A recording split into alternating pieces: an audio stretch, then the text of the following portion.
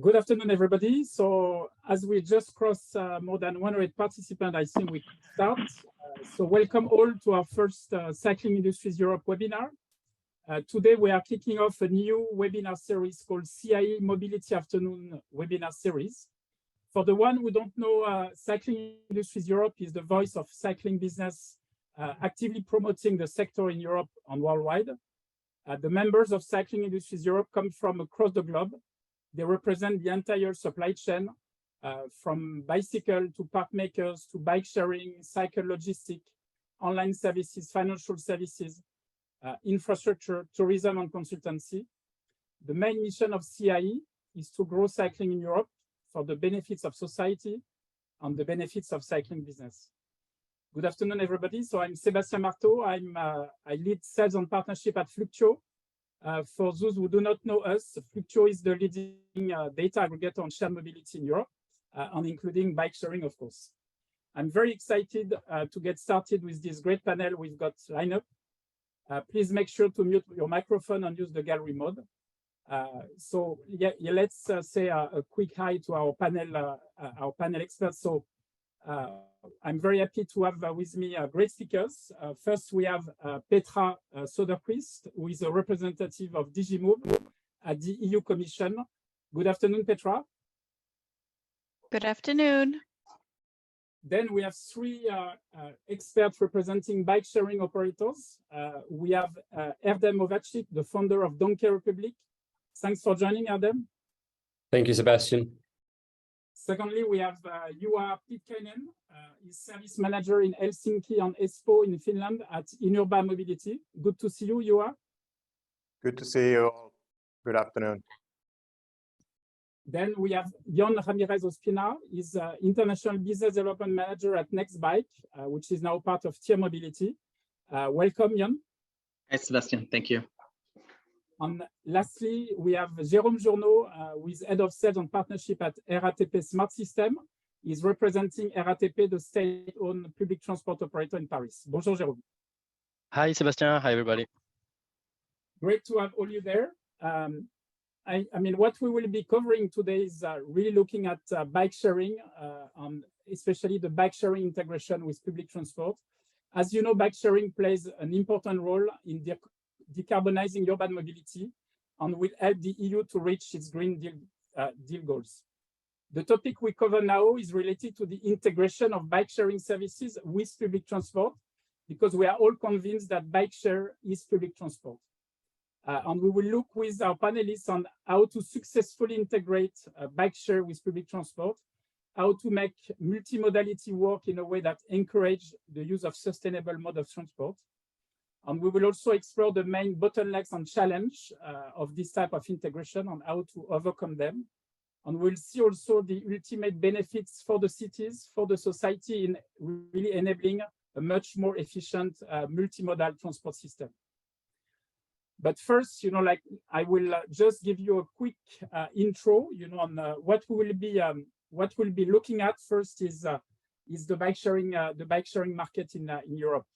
What you can see here is a recent European Shared Mobility Index we've done covering the year 2022. And when we look at bike sharing in Europe, there are now nearly more than 265,000 bikes that have been deployed, with a mix of free-floating bikes and station-based bikes. We have more station-based bikes. And then these bikes have been doing more than 205 million trips in the year 2022. These figures are based on the top 100 cities in Europe. So it's not all cities, it's the top 100 cities. We had a very great 2022 with a 34% growth in terms of ridership when we compare 2022 to 2021.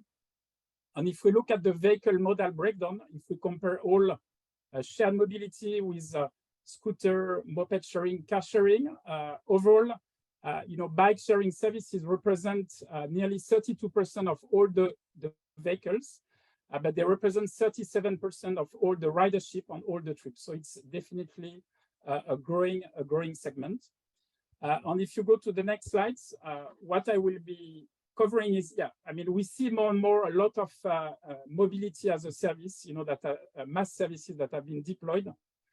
Here it's just an example, a snapshot of more than 80 services that are live currently in Europe across the globe.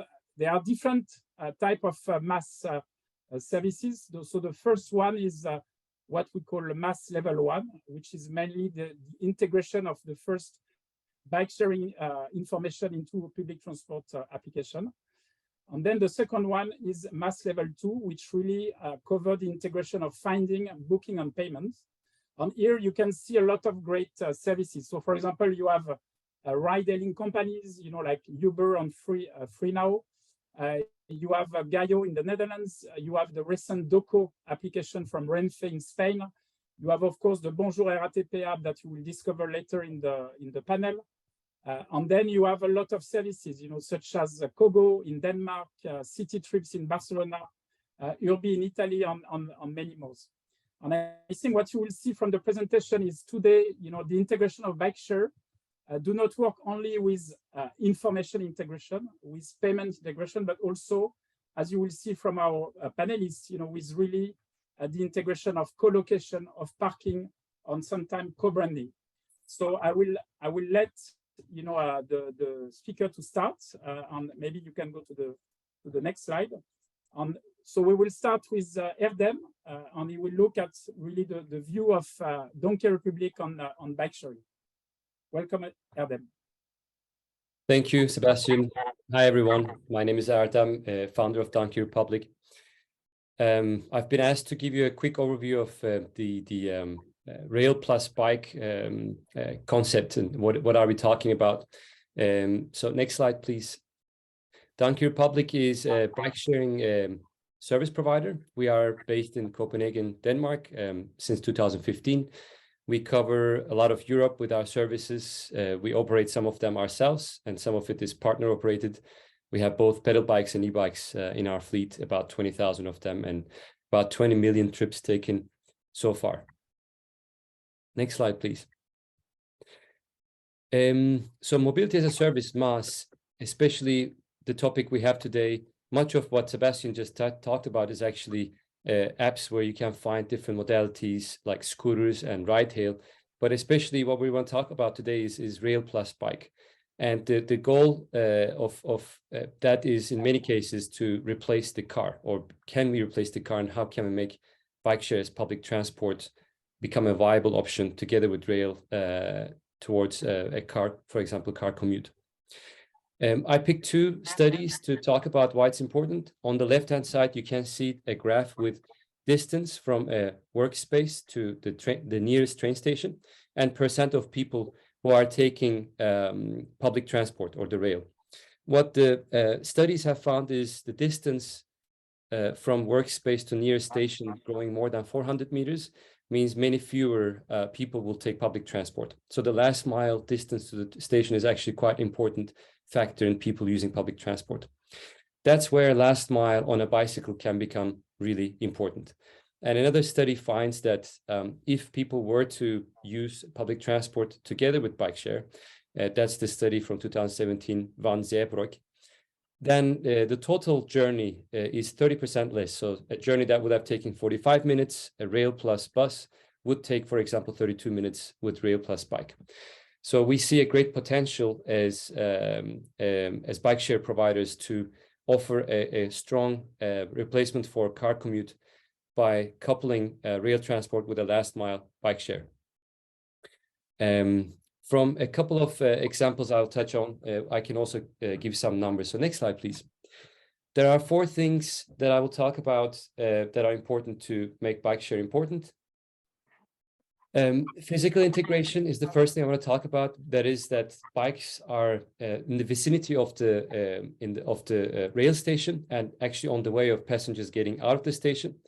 Then we need to think about digital integration and user experience. So instead of having multiple apps, so if you only do level 1 MaaS integration, then you have to download a new app and register. That will be a much worse user experience. And some experiences, and we are still early in this, show that full integration can really boost the rider conversion.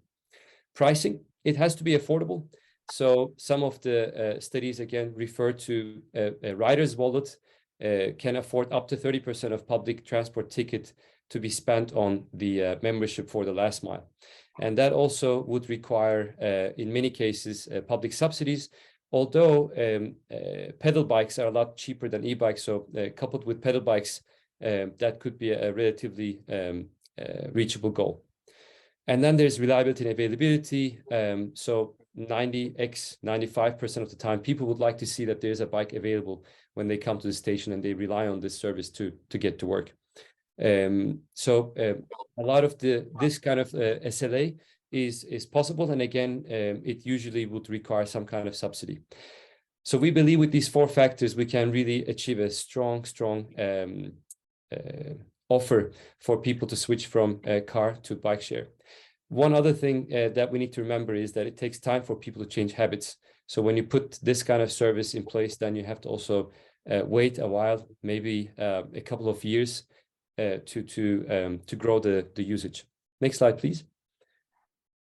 I'll just mention 2 projects briefly. One is with DSB, the national rail provider in Denmark. Project is called Kermit. It is where bikes are placed in busy stations where there's a lot of actually commuters who are having trouble to get to work by car. This is one station. You see the green spots there. This is exactly where people exit the station. That's where we place some bikes that help us recruit new riders. And then there are some other stations a bit further away from the train station, the exit path. And if we only place the bikes there on the right-hand side, then we would not be able to recruit as many riders. So it's really important to put the bikes right there where people are exiting to be able to recruit them. This system has a full integration. We can see in the numbers that a lot more people are compelled to use the service. And we have some subsidies that enable us to deliver a high level of bike availability. Next slide, please. And this is another project with Antwerp region where we have 35 cities in the region. What's really interesting here is we have 2,500 e-bikes at the stations of 35 different cities and about 100 train stations. And we see a high level of modal shift here because we really can alter people's behavior also in smaller towns when bike share is coupled with stations in a really broad area. That's all I will have to say for now. Thank you. Thank you very much, Erdem. Very interesting insights from Belgium and Denmark. So let's go now a bit north, to Finland. I am very happy to welcome Juha Pitkänen. So Juha, the floor is yours. Thank you. Good afternoon to everybody. I'm Juha Pitkänen from Inurba Mobility. I manage our bike share projects in Finland. Today I'm sharing our experiences from Helsinki and Espoo project. I will go through how we set up effective project governance structure in order to make bike sharing part of public transport in Helsinki metropolitan area. And my point of view is very operational in this presentation. And next slide, please. We operate in Helsinki and Espoo, which are the 2 largest cities in Finland, a bike sharing service of 4,500 mechanical station-based bikes. And I see as one of the main success factors our project organization model. Our customer in Helsinki is an experienced operator of trams and metro, and in Espoo we work directly with the head of public transport. From the user's point of view, Helsinki-Espoo bikes can be accessed from the same digital services than all other modes of public transport. And this is due because Helsinki Region Transport, HSL, is providing the customer interface also to the city bikes. And HSL is also managing the communication and marketing of the bike service. All parties in the project have active roles forming the project steering group that has meetings on regular basis, guaranteeing close project management. We've been having those meetings already since 2016, and we still have them every month together. And sharing public transport best practices and development ideas in these meetings and workshops combines shared bikes closely to other modes of public transport. And next slide, please. And as an example of integrated digital services, I present briefly the HSL Journey Planner. City bikes are fully integrated to public transport travel chains with real-time data of bikes and stations availability. And based on our survey results, more than 70% of our customers are using this journey planner to connect their bike trips to another public transport mode. Another example of digital services is the MaaS application, WIM, that has included the city bikes already since 2018. And nowadays, approximately 10% of our customers sign up through WIM application. And with cooperation, MaaS operators, there is a clear need of strategy and guideline from the city. And user experience and customer ownership may sometimes cause challenges while operating with MaaS partners. And I close by summarizing the success factors for making Helsinki-Espoo bikes as part of public transport. Firstly, cooperation between private and public actors. Our project steering group includes also the outdoor advertising company and visits from our bike supplier 15. We have very effective project governance structure, and we are working directly with public transport authorities.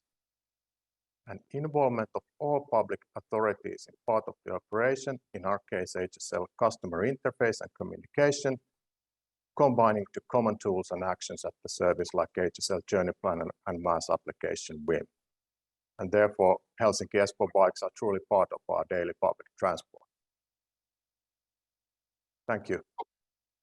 Thank you very much, Juha, for this great example of HSL and the overall management of bike sharing and public transport integration, but with also the end-to-end view, which definitely boosts usage. So thank you again, Juha. Thank you.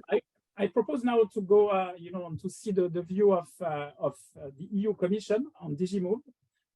So I'm very happy to have Petra Söderqvist representing this organization.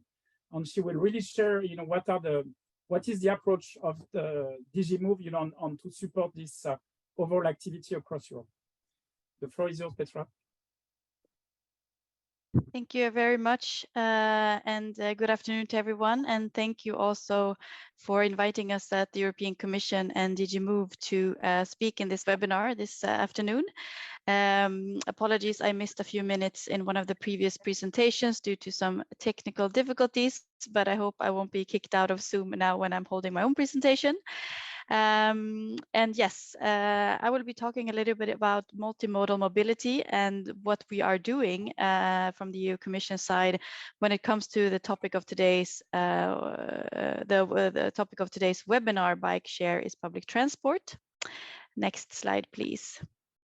So this year is a big year for us at EU level and the European Commission, as we are working to adopt two legislative acts. And first of all, just to give some context to it all, of course, as you're all familiar by now, we have the overall overarching strategy, so to say, of the European Green Deal, which in fact does mention the need to boost multimodal mobility and to also promote active modes where cycling and walking are two examples of that.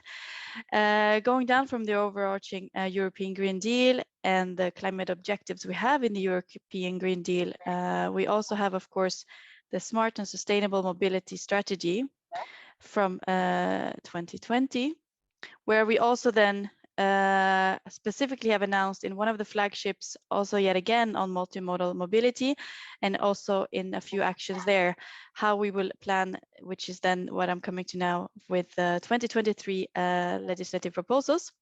On your left hand side here on the slide you will see, because we are currently working on a revision of a delegated act under the ITS directive, which is called Multimodal Travel Information Services, MMTIS as the acronym goes.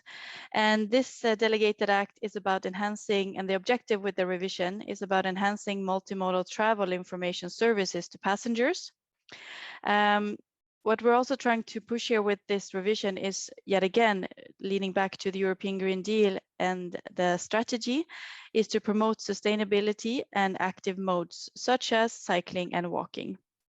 What you will find in the Delegated Act on MMTIS are data types specifically, and we've had the Delegated Act, the current Delegated Act has been in place since 2017, so we're only revising it.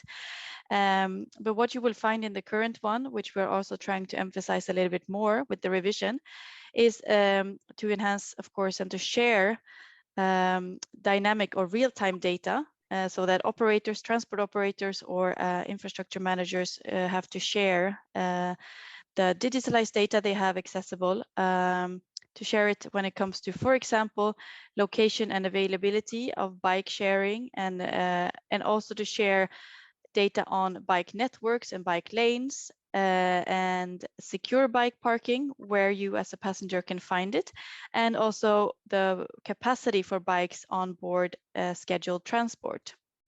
So we have made some proposals in the revision here to push for the active modes where cycling is one of them. And also one of the main changes with the revision is to make it mandatory to share real-time data on the different data sets that have just been mentioned here. What we're also working in parallel is a new legislative act on multimodal digital mobility services with the acronym of MDMS. This will be a completely new legislative proposal, which will take another step further than the Delegated Act on MMTIS. And MDMS will focus on the enhancement. It will be a legal framework focusing on the enhancement of the development of booking and ticketing digital platforms. It will include all modes, meaning air, rail, road, and maritime, and it will also include scheduled and on-demand transport, where bike sharing is, as you know, one of these is included in on-demand transport.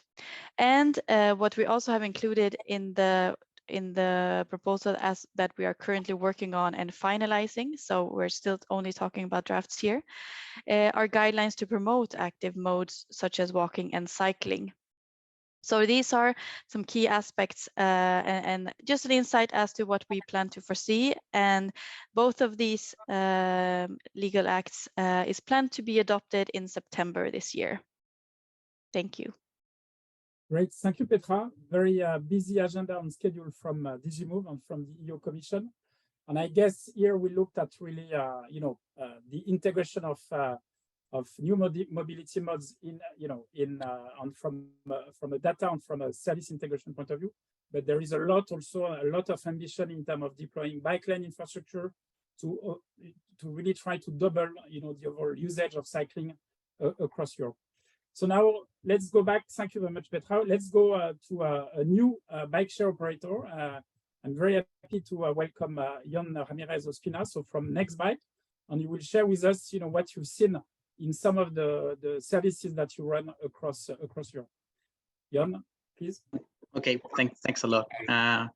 So if you want, let's go to the next slide, quick.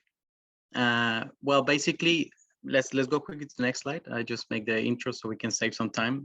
We have only 4 minutes average to discuss, so I'm trying to take the time here. So basically, I'm representing nextbike, which was acquired by Tier.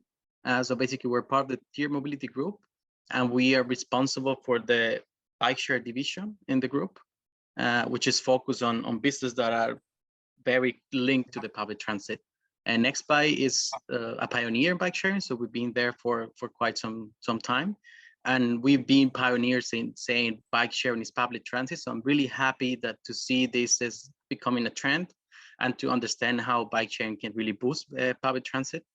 We're at the moment the bike share leader in Europe, over 300 cities and 20 countries and over 100,000 vehicles in operations. And same as Donkey, we also both operate our scheme sometimes, and sometimes it's operated by a partner. So if you want, we can go to the next slide. Well, I was saying, I think we have a small mistake here in the presentation, but well, so as I was saying, nextbike, since let's say its foundations was believed to be part of public transit, our first bigger contracts were always linked to public transport companies in Germany. So we've been really linked to it. And that's why most of our partners in Europe are public transport companies. Some of them are private companies, some of them are public companies. And basically it's how we establish our business. And I think we're pretty advanced in how to integrate, and then we can see the approach that we have in terms of integration. Let's go quickly to the next slide. So basically, similar as the approach that Donkey has, we have also 4 pillars. They are a little bit different, but quite similar in certain things. So sorry, Erdem, I did a cheat on you. So basically, we have the 4 pillars. One we call the infrastructure integration, the other system integration, the other is marketing, and the last one, which in our opinion is one of the most important one, is the tariff integration. I think in terms of infrastructure integration, we've seen a lot of companies doing it, and I think this is the first thing that any bike share or even micromobility operator does, to have availability close to the mobility hotspots. And I think we're moving like towards even a more interesting model as the one we have in Dresden, which we have mobility hubs, which is becoming also an interesting thing, especially in rural areas or areas that are not so dense, to provide like a full offer for mobility combined with public transit, where in this case we have car share, we have bike share, we have like different services that are all linked also with the public transit. In terms of infrastructure, of course, key to have bike share, either stations, virtual with hardware or non-hardware, that are linked to the, let's say, main areas that are more dense or also not so dense, but we're collecting, so to say, this demand in mobility hubs. So the people that live in areas that are not so dense are also going to those specific points and have like a mobility offer. The next one we call the second level, is the marketing integration. This is very popular in Germany, and it's also expanding, that the public transport system has a bike that is called the same as the public transit. So the image of the bike sharing is considered already like public transit, and also the marketing campaigns are combined. They go to the same customers, and I think it's also something that is growing and growing every time more. If you have even a specific app that is also called as a public transit, or the same app that is connected. And then we go to the next one, which is the system integration. In this case, we have a very interesting example, which is the case of the metropolitan area of Barcelona, in which we integrated into the system. I think normally system integrations, you integrate into a MaaS platform. In this case, it's a bit more complex and more interesting, because basically what we did is like we integrated the whole CRM system from the public transport company into the bikes. So basically, you're linking all the customers for public transit are the same. Also, they can join the bikes, and the payment, the ERP connection. So the whole system is integrated basically directly to the public transit. So it's a very interesting integration in terms of technology. And the last one, but not least, and I think here is where it comes the real boost of integration besides the system, it's just tariff integration. I think Germany has been doing this for quite some time, and we're, I think, performing quite well when we integrate the bike sharing schemes into the public transit. And we have a great example, which is fairly new. We have the German ticket, which should provide public transit access for the whole country, which is a very affordable ticket. And in the case of Cologne, it will, the same ticket, if you buy it through the public transport company, will also provide the bike schemes. So you have 30 minutes for free included in your subscription. Of course, you need a certain business model that can finance this type of integrations. But I think this is the key element for success in bike sharing when integrating into public transit. So that's my take. Of course, it's a lot of things and a few time to discuss, but if you are interested in getting to know more about this, feel free to send me an email or contact me. Excellent, Jhon. Thank you very much. And I think it's very, very interesting to see all these different level of integration and level of service integration, bike share on public transport. So thanks again. And now it's time to welcome one public transport operator. So I'm very happy to have Jérôme Journeau, Head of Sales and Partnership at RATP Systems. So Jérôme, please share. Hello, everybody. Yeah, thanks, Sebastian. Hi, everybody. The sound is correct. Can you go to the next slide again? Thanks. So basically, I'm representing RATP Smart System, which is the digital subsidiary of the group RATP, the transport company for the Paris area. And the group acquired 3 years ago Mappy, which is like our French Google Maps. And I'm also dealing with a Bonjour RATP app, which is the historical app of the group.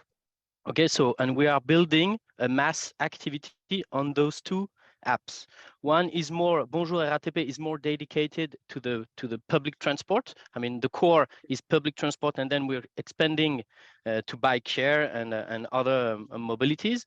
And MAPI is more a driver centric, and we are trying to open it to all the mobilities so that drivers quit on using their car. Right, so we are introducing and integrating more and more partners. Okay, and regarding the bike actors in Paris area on Bonjour, we have a Tier and Dot and Lime, the three operators, and also Velib, the public transport bike activity. Right, and we are opening to more and more mobilities that I will not focus on today. Can we go to the next slide? And then, so just to give you some figures, Bonjour is more phone centric, and MAPI is more to prepare your journey. MAPI is covering the France area, the whole France area, whereas Bonjour is more on the Paris and the Île-de-France region. And on those two apps, you can order bikes, right? Whether it is at the beginning, at the end, or during in the middle of a journey. You pay in the app for Bonjour RATP, and we have deep link integration for MAPI, meaning that we go directly, we send the link to the mobility supplier. And then next slide, which is probably the more, now I'm stopping the introduction. I'm just focusing on today's topic, which are the key success factors for an efficient bike share with public transport integration. Because we've been doing this activity for like more than a year now with Bonjour RATP mainly.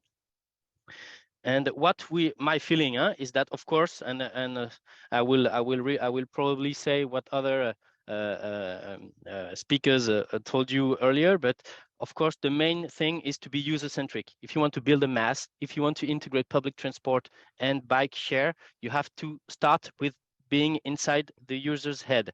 Otherwise, you will spend a lot of money and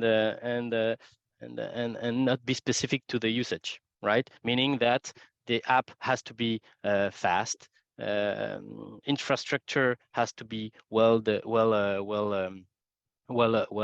organized. Communication must be key, of course, whether it is digital, meaning that you have to prepare your user to use the bike in your journey, because of course you know, that's what we had that's a problem we had with Bonjour RATP in the beginning. It's that people come to see the schedules, right, the public transport schedule, and they are not prepared to use a bike. If you don't prepare embedded in the app, if it's not embedded in the app, they will not use, they will see it, they will have a look at it, they will be interested, but they won't use it.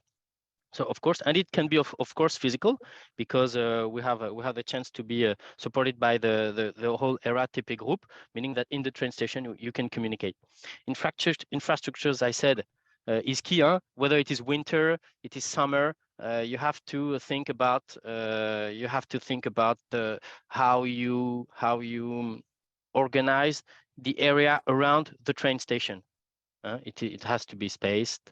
To be a lot of space, you have to put, if you're using docks, they have not to be so far to the train station, etc. I mean, it's very basical, but sometimes when we're building an app, we are not focusing on the basics, but trying to be very sometimes too complex. Locations are key. I said it earlier, and the competitive advantage. I mean that, and again, it's very pure common sense, but your user has to take more advantage of using your app or your MaaS rather than using all the different systems or schemes, right? The whole scheme has to be either cheaper than if you're using one modality after another, or it has to be more fluent or quicker, easier to use, right?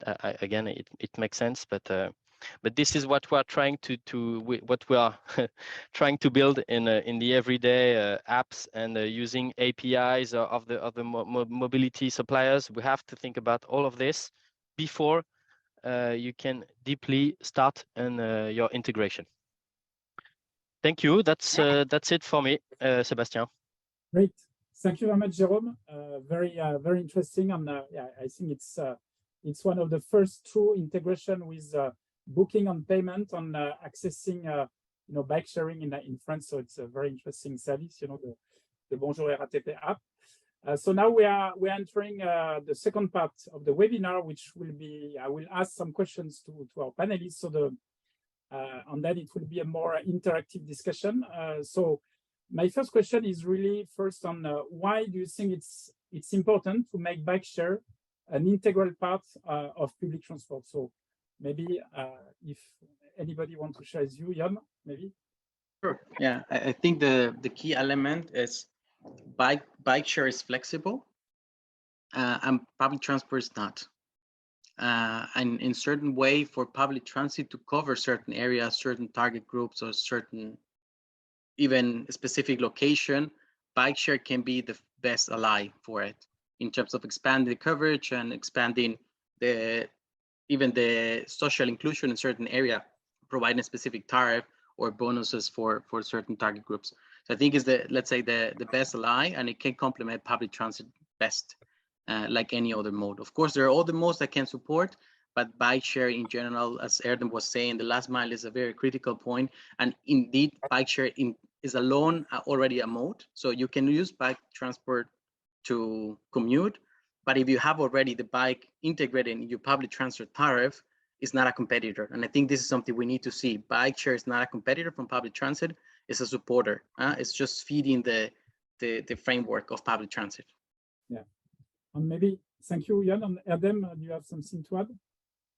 Yeah, well, I want to add actually, in my slide, I was also talking about the study that found that people use bike share in combination with rail. It's a faster trip than bus and more flexible. On that flexibility point, Ovacik is a very successful bike share scheme, national rail service in Holland, owns and operates many thousands of bikes across Netherlands, which are back to one. So it's a closed cart system, and similar to some of the systems that Jhon mentioned, that nextbike is also facilitating. I think on that point, I want to add a couple of things that to make bike share successful, we need to make it really user-friendly. So put the bikes nearby, everything, and pricing has to be right, subsidies and so on, but also user-friendliness. And on that aspect, the many public transport has been based on a closed cart system. You have your cart, and with that you tap and you keep going. That has a few drawbacks, and I want to mention that in the future that I'd like to see is, I think many also from RATP also have mentioned, is an app-based environment.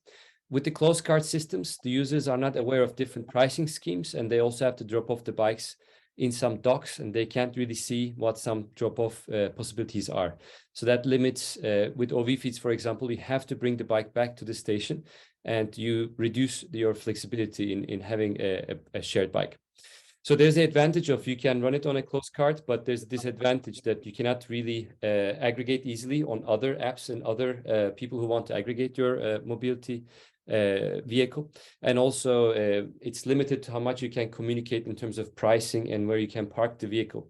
But it's all good because we are, as our Petra, our friend from EU Commission has mentioned, there are coming all these new regulations and legal enablers that will allow bike shares and different public transport to be not only directed to, but also sold and unlocked directly in aggregators. So I'm quite optimistic that we'll have a very deep integrated and very user-friendly environment in the coming years. Great, thank you, Erdem. Maybe Jérôme, you want to add something?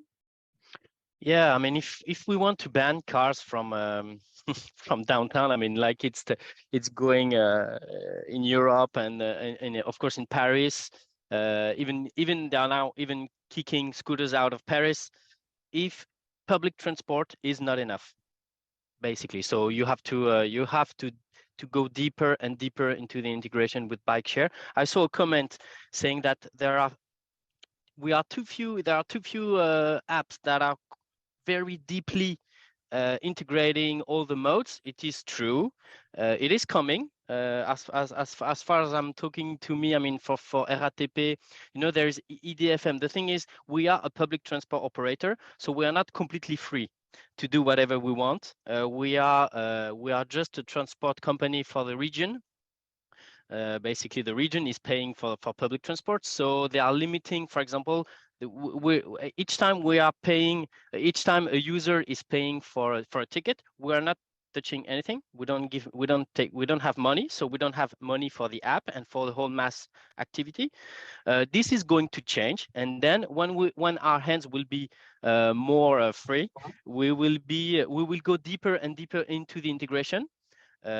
Meaning that we will combine the tickets. Like when I said MaaS has to be cheaper, it is very difficult because, you know, margins are very low in public transport. So we are thinking, for example, of bundling, right? You pay one ride in the app, and then you can use public transport and scooter or bike share, or any kind of bike, which is good because with the MaaS you can use Lime or Dot or whatever it is. You are not limited to one modality or one supplier. So basically, just my answer would be, yeah, we are going deeper and deeper. It takes time, but it is a necessity for a city like Paris to go deeper. Honestly, I think we are going pretty far compared to the Netherlands, where we are way behind, but we are pretty catching up pretty far, I think. I mean, the mayor is pushing hard on the bike activity, and it's a very good thing for multimodality. Thanks, Jhon. Yeah, you mentioned it. I think the integration of passes on bundles, you know, can be interesting. Yes. On what we call a MaaS level 3, on which is really the ultimate goal, to really have a kind of end-to-end Yes. service, you know, through your entire journey. Maybe Petra on UI, you want to add something, or if not, we can go to the next question that will look at the barriers and the enablers to make this happen, you know, to make this successful integration between bike share on public transport. Petra, you want to comment? Yes, I can just comment quickly also on the previous question. And as was also mentioned, I mean, it's also the first and the last mile to and from public transport that is essential. Not only to mention, I mean, we will all benefit from promoting active modes such as cycling in general. It's a very suitable mode of transport for climate reasons as well as for health reasons, of course. And also when you look at, as was also mentioned, in some cities and urban areas, you know, the traffic and the different vehicles that are now being, you know, banned from urban areas. And I mean, also with public transport, depending on which kind of public transport, of course, but if you look at a road, for example, there will be, in certain rush hours, there will be a risk of congestion. And with a bike, this can also be the fastest way to go from point A and B. And yet again, as I mentioned, to and from the public transport stop. And also, of course, to allow the passenger itself and the citizens to choose how they want to go from point A to B. So that was my comment and from the first question. Yes, thank you. Thank you. You know, like as we see in Paris, you know, the average speed of cars is 13 kilometers an hour. And with bike, you can go much faster. So maybe you want to add something? Thank you. Yeah, just a few comments about, from operational point of view, about network planning. It's important to do it together with the city and the operators, not only to guarantee the good availability of the bikes, but also for the operator, the good availability of maintaining the service at the stations. And of course, long-term successful bike sharing requires active and committed users with affordable rates, and the public subsidizing is, of course, here a key element. And would like to add that in our case, especially the marketing and communication done together with other communication of public transport plays a significant role of catching those customers and combining bikes to the other modes of public transport. Great, thank you, Jhon. Erdem, last word. Yeah, I think I want to just build on what Petra said in terms of social impacts. Studies show that the active mobility, so being on a bike, actually enables you to take some minutes of your day being active. And the calculations, at least in Danish studies, that show in the tune of, and that's actually proven across Europe, are bringing social benefits in the amount of 1.2, 1.3 euros per kilometer, per cycled kilometer. An average bike trip being a bit more than 2 kilometers, you're getting close to 3 euros per bike trip in social benefits. And that's mostly from being active, because we have a lot of chronic diseases, but also, of course, we're reducing congestion and emissions. So there's actually money to be made, because the average bike share trip is costing a lot less to public or the riders. But that's why subsidizing them makes so much sense. Great, thank you. And I mean, maybe one comment on the barriers, you know, or the key enablers, you know, to really make this happen. So what are your views? Well, if you don't mind, I can jump in. Yeah. So I think there are also a couple of questions in regards. I think Charles is also asking certain questions, and I think one of I already mentioned the pillars, and in my opinion, the best pillar is the tariff integration. Once you reach tariff integration, the bike is just part of public transit. If you live in Cologne, I mean, many cities in Germany, it's not and I think Germany is quite advanced in this regard. Most of our schemes in Germany already are fully integrated in public transit. So if you have your subscription, monthly subscription, annual subscription, you have X minutes for free. So you can just go with your card, tap it into the bike, and then that's it. So it's making user-centric. Of course, we are not talking about MaaS integration, which is also a possibility, but already with the cars that are existing, infrastructure that is there, that you're just enabling them to access the scheme with a discounted rate. And that is the main lever, because once you have a massive, let's say, customer base from the public transport users, and you see that, of course, public transit is not flexible enough and you will not get it everywhere. But if you go with the stop to X area, and then you can pick a bike just by tapping your car or picking the app where you bought your monthly ticket or your now country ticket, of course, this makes your life very, very easy as a customer. And if you reach that, I mean, I think for me, this is the highest level of integration and boost as well. We have a lot of usage in those type of schemes, and it works pretty well. Excellent. Jérôme, you want to add some Yeah. barriers? Of course, I know some, but the main one is the vision, is to make the vision common between all the actors working together, because we don't want a sum of bricks. We want the whole system working together very smoothly, which would be cheap, which would work all the time, which would be where all the actors would take benefit from.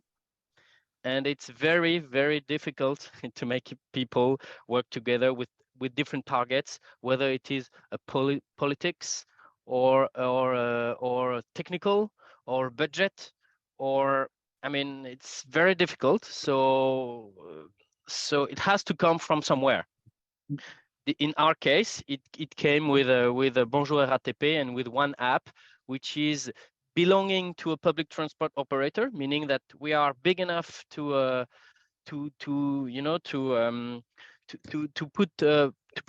people to work together and to put people to work with us, assembling bricks, not making money at the beginning or taking a lot of time to make a profit out of it, where it makes profit, because most of the time it does not. So I think it's, again, I'm repeating myself, but it's a thing, it's a vision thing, and we have to be everybody, and we have to take a lot of people on board to make this whole system work together.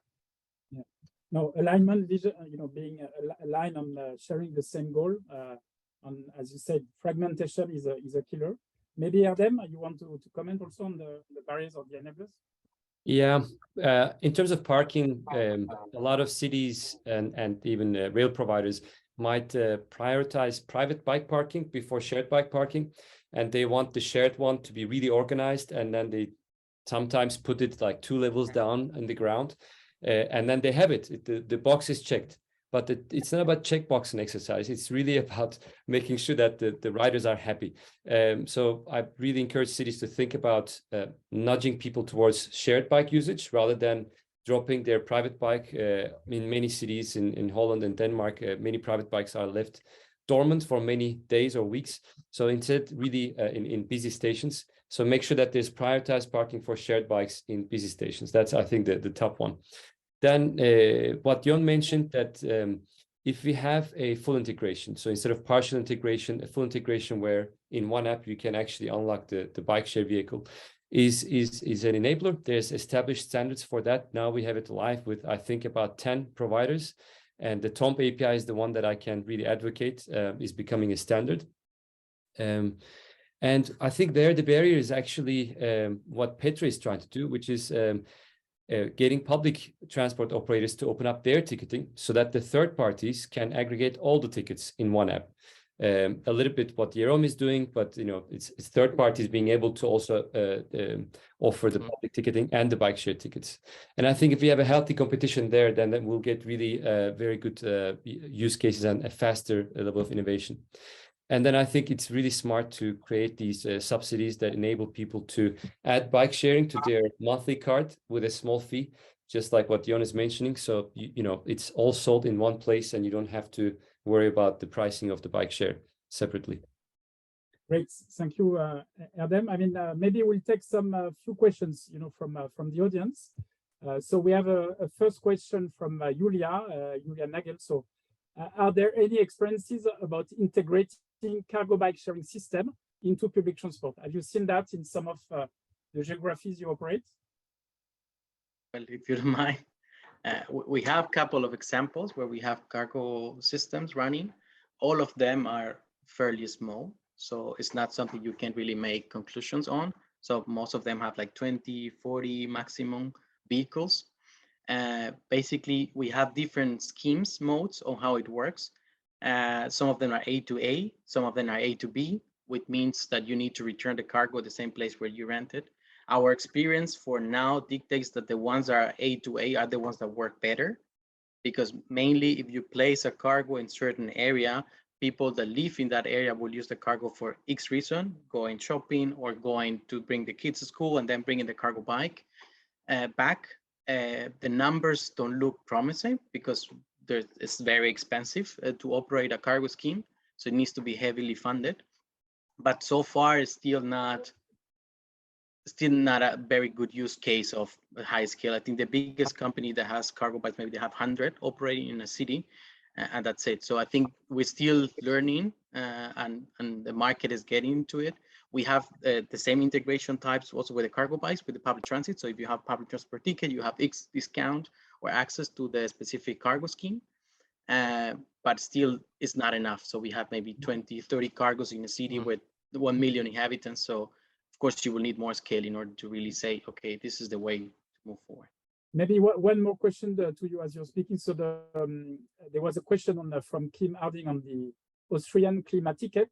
What are your thoughts, on this type of new approach, that has been done in Austria?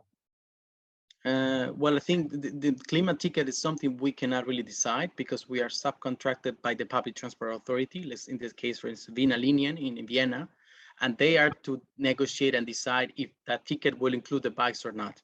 So of course we can provide the technical capability as we did for Cologne, where the German ticket is now including the bike schemes. But this is always very complex. Being honest, also in Germany, the German ticket is fairly complex because many authorities need to make here and there. So there's a lot of commitment, political and also technical, between all the public transport authorities. But at least it's moving forward. Maybe it's not perfect now, but I think it will get in a way that maybe this model can be also transferred to other countries where we have a full ticket for the whole country in France, in Spain, in Netherlands. I think it's a very interesting use case with many mistakes and many challenges, I think administrative wise, but we will see, of course, with experience how this evolves. Okay, great. Maybe another question from just Sebastian, sorry, just to answer this person, maybe we didn't talk about the Veligo system in Paris area where they use a lot of cargo bikes, like there are 25K long-term rental bikes, and among them I think there are approx 1,000 cargo bikes. So this is a good example of cargo bike being a public transport mode. So maybe Julia, you should check at the Veligo system in the Paris area, which is long-term rental. Huh? It's not bike share. It's long-term rental, but it's like bike share. That's far. That's okay for me. Sorry. Very interesting. And maybe, I mean, we have one question on the the percentage of the urban intermodal trips done between bike sharing and public transport. So I mean, what do you see in some of the countries where you operate? Do you see this percentage growing? And do you have any percentage in mind about what you have seen? I mean, we have very few minutes, so but yeah, maybe if you want to comment.